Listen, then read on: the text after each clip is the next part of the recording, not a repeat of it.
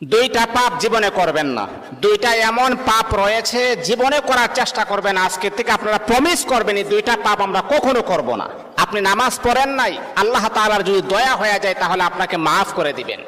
আপনি ফজরের নামাজ পড়েন নাই, আল্লাহ পাক রব্বুল আলামিনের যদি মায়া লেগে যায়, আল্লাহ পাক রব্বুল আলামিন আপনার গুনাহকে আমার আল্লাহ ক্ষমা করে দিবেন। আপনি যদি নফল নামাজ ইবাদত বন্দেগী কম করেন, আমার আল্লাহ কিন্তু আপনাকে মাফ করে দিবেন। কিন্তু আল্লাহর নবী বলেন দুইটা এমন জঘন্যতম পাপ রয়েছে, এই পাপগুলার ক্ষমা আমার আল্লাহ জীবনে কখনো তার বান্দাকে করবে না।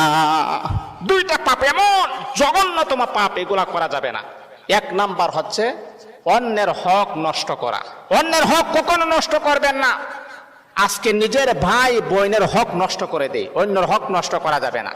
দুই নাম্বার হচ্ছে আল্লাহ পাক রব্বুল আলামিনের সাথে শিরিক করা। যদি কোনো বান্দা আল্লাহ পাকের সাথে শিরিক করেন, আমার আল্লাহ